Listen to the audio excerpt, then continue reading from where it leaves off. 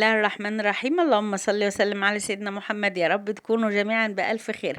هنعمل مع بعض النهاردة حاجة بنحبها خالص خالص، وهو الفطير المشلتت زي ما احنا شايفين، الحلاوة والجمال. بس طبعا بتخافوا تعملوه علشان بنورج وبنعمل كذا طبقة. النهاردة هنعمله بطريقة سهلة خالص خالص، ولو قدامك 100 فطيرة هيخلصوا في وقت محدود. وكمان في تكاية مهمة محدش هيقولك عليها غيري. تابعي معانا الفيديو للنهاية، ويلا من غير رغي كتير نشوف الوصفة بالتفصيل. بنسمي بسم الله ونصلي ونسلم على رسول الله عليه الصلاة والسلام. معانا هنا كيلو من الدقيق متعدد الاستخدامات، وطبعا مغربلينه يعني نخلينه. انا معلش حد هيقول بتكرر الكلام، بس علشان لو في حد بيشوفنا لأول مرة، لازم في اي نوع من انواع المعجنات ننخل الدقيق علشان ناخد منه نتيجة كويسة. بعد كده معايا كوباية مية، ضفت عليها معلقة صغيرة من الملح، وهضيف عليها من 3 معالق كده 3 معالق كبار من السكر. حابة تضيفي معلقتين او معلقة براحتك. دوبناهم كويس ونزلنا بيهم على كيلو الدقيق. بعد كده نزلت بكوباية المية رقم 2، ودي كوباية المية رقم 3. في انواع من الدقيق، يعني كيلو الدقيق بياخد 3 كوبايات مية، وفي نوع دقيق بياخد 3 كوبايات وربع من المية، لانه في دقيق بياخد سوائل اكتر ودقيق بياخد سوائل اقل. كيلو الدقيق اللي معايا ده اخد مني 3 كوبايات من المية زائد 3 معالق كبار. هستمر كده في العجن لحد ما اخلط العجين الدقيق والمية، وبعد كده هغلفهم بمعلقة من الزيت وهسيبهم يرتاحوا من 4 دقايق ل5 دقايق، وارجع كده اديهم عجنة تاني على السريع، وهغطيها بكيس وهسيبها ترتاح 5 دقايق. حابة يعني منكم اي حد بيشوف الفيديو او ضغط عليه دلوقتي، ويعني ياريت يتكرم ويعدي فيه 3 دقايق على الاقل، مش يضغط على الفيديو ويسيبه، لان ده بيأثر على الفيديو وبيأثر على القناة، يعني فضلا وليس امرا. شايفين العجينة كده بسم الله ما شاء الله؟ شايفين عاملة ازاي بعد ما عدى عليها حوالي 5 دقايق؟ يعني هديها كده، هعجنها كده حوالي 5 دقايق تانيين. الخطوة دي بتسهل علينا العجين. طبعا لو عندك عجان اشتغلي فيه عادي، بس كده احنا عشان قناتنا بسيطة والمحتوى بتاعها بسيط، وبنقدم الأكلات والوصفات بطريقة سهلة وبسيطة بدون أي تعقيد. شايفين العجينة بسم الله ما شاء الله؟ شايفين القوام بتاعها؟ فيها سنة تلزيق بسيطة خالص، يعني العجينة لا طرية خالص ولا قاسية خالص، فيها سنة تلزيق بسيطة. هنا غلفنا الطبق كده وغلفنا العجينة وهنغطيها ونسيبها ترتاح. شايفين يا جماعة كده بعد ما ريحناها حوالي 5 دقايق؟ شايفين شكل العجينة بسم الله ما شاء الله عامل معايا ازاي؟ شايفين بتمط يعني كأنك بتشدي في حتة قماش. بعد كده معايا صينية دهنها دهنة زيت. كيلو الدقيق ده انا هعمله على 5 كور. طبعا تشكلي الكور على حسب حجم الصواني عندك كده بالنظر، يعني انا عندي الصواني يعتبر حجمه متوسط، فانا هعمل كيلو الدقيق ده على 5 كور. لو عندك صواني حجم كبير ممكن تعمليهم على كورتين او 3 كورات. اهو شايفين حجم الكورة هيكون بالشكل ده. صلى وسلم على سيدنا محمد. شايفين العجينة لما مخدومة معانا كويس ماشية معانا كده زي الحلاوة. بعد ما شكلنا كده ال5 كور في الصينية المدهونة زيت، هنغلفهم طبعا كده بالزيت كويس، وبعد كده هنغطيهم بكيس علشان برضو يرتاحوا وشهم ما ينشفش. بعد ما هنسيب الفطير بتاعنا كده يرتاح ربع ساعة، معايا كوباية وربع من السمنة. انا سيحتهم الاول كده على النار وسبتهم لحد ما بردوا، ودخلتهم التلاجة لحد ما يجمدوا كده ويمسكوا نفسهم. بعد كده ضفت عليهم معلقة كبيرة من النشا، وده المكون اللي هيخلي معانا الفطير كده منفوخ ومورج. خلطنا النشا كده مع السمنة كويس خالص، بعد كده هنبتدي نفرد الفطير بتاعنا، حابة تفرديه على زيت زي ما انا هعمل ماشي، حابة تفرديه من المادة الدهنية اللي معاكي براحتك. هنبتدي كده ناخد اول كورة من الكرات اللي احنا شكلناها علشان هتكون هي اكتر واحدة ارتاحت معانا، وبنبتدي كده نفرده من النص لبره، وهو بنفرد بايدينا وبيتفرد معانا بكل سهولة من غير نشابة ولا عصاية ولا اي حاجة، بيتفرد معانا بكل سهولة علشان العجينة مخدومة صح، وريحنا العجينة واتفردت معانا بالشكل اللي احنا شايفينه كده. هنفردها على شكل مربع او مستطيل. اهم حاجة نخلي كده الفطيرة كلها سمك واحد، وخصوصا الاطراف برضو تكون كده، ما تكونش تخينة يعني، برضو تكون سمكها زي نص الفطيرة. هنبتدي بعد كده نوزع السمنة. فطير يعني سمنة، يعني هتوزعي السمنة على كل حتة كده في الفطيرة، في النص وفي الأطراف، محسبيش حتة من العجين إلا لما تضيفي عليها سمنة. بعد كده بنعمل فتحات زي ما احنا شايفين، بنعمل فتحة من هنا وقصادها فتحة تاني من الناحية التانية.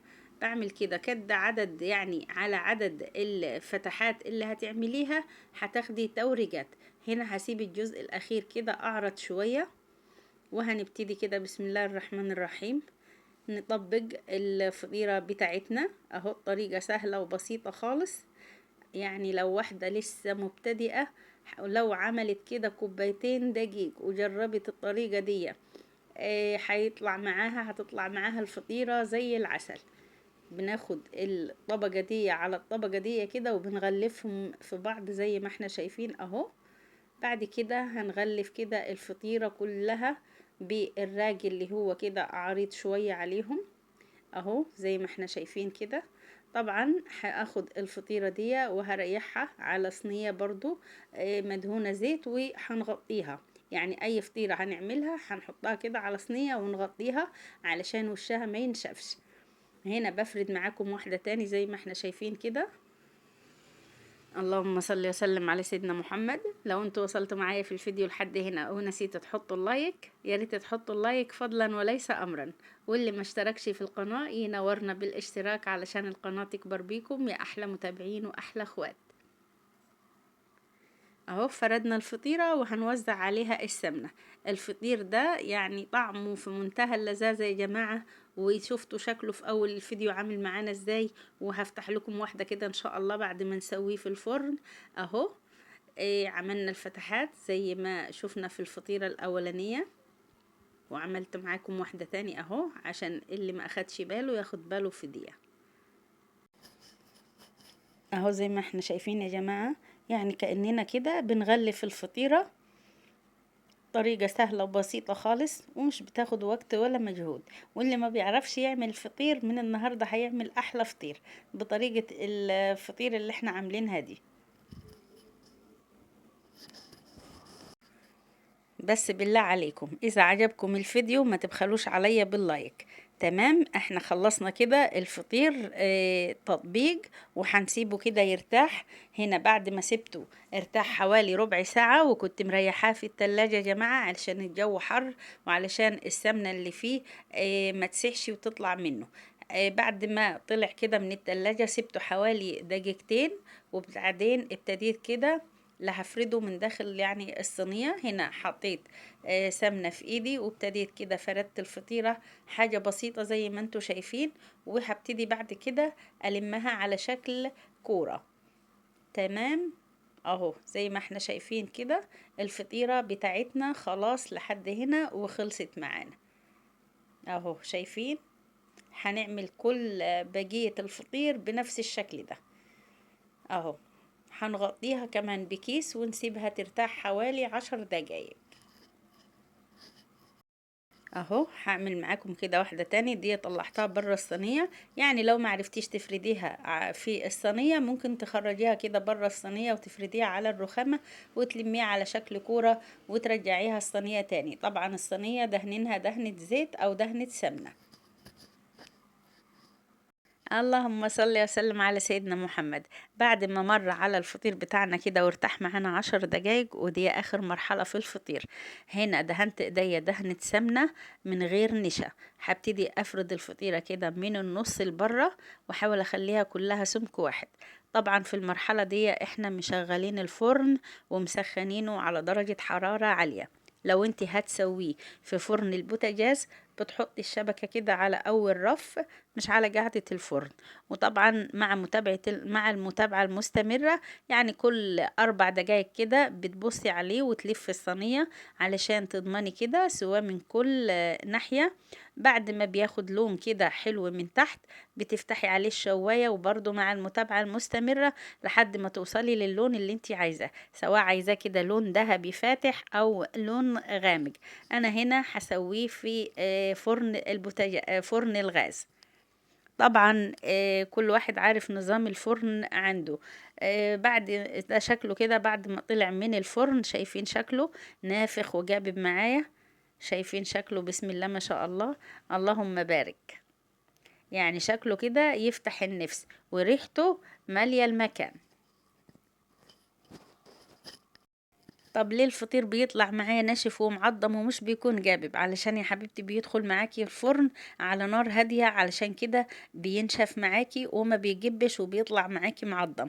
كمان لو سبت الفطير في الفرن وقت اطول، هيطلع برضو ناشف معاكي، لان الفطير بياخد وقت على حسب حجم الفطيرة. يعني لو انت عاملة من فطير صغير كده، طبعا وبيكون رقيق مش سميك، بياخد حوالي من 7 دقايق ل10 دقايق، مش اكتر من كده.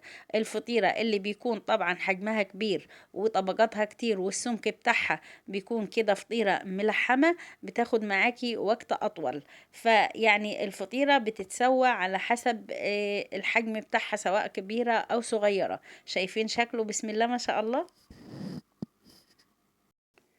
شايفين؟ بسم الله ما شاء الله. انا هنا حولته على صينية اكبر من الطبق، لون ذهبي حلو كده من تحت واخد لون من فوق. طبعا درجة اللون بتتحكمي فيها انتي زي ما قلتلك. اول ما بيطلع كده من الفرن بتسيبيه كده دقيقة، وبعدين بتغطيه علشان يرد معاكي كده من حرارة الفرن. شايفين؟ هوريكم كمان الطراوة تحت الفطيرة. شايفين كده الفطيرة طرية معايا وهشة كده ومورجة؟ بسم الله ما شاء الله. هفتحها لكم كده من جوه. شايفين اهو؟ طبقت الفطيرة قدامكم. شايفين يا جماعة؟ يعني الفطيرة تقولي عليها ورق جلاش يعني كده، والورق بتاعها والتوريجات بتاعتها خفيفة خالص خالص. بالله عليكم لو الفيديو عجبكم، وصلوا لي مئات اللايكات علشان الفيديو يتشاف والقناة كمان تتشاف. وخدوا لفة في القناة وإن شاء الله تعجبكم، وتنورونا بالاشتراك علشان القناة تكبر بيكم يا أحلى متابعين وأحلى أخوات. شايفين؟ شايفين رجات الفطير؟ وشايفين الورق بتاعه خفيف ازاي؟ شوفوا كده، هتلاحظوا هتلاقوا صوابع ايدي باينة من تحتي. شايفين؟ اللهم بارك. يلا مشاركة كتير كده للفيديو علشان يتشاف والقناة تتشاف. اشوفكم في الفيديو القادم ان شاء الله. السلام عليكم.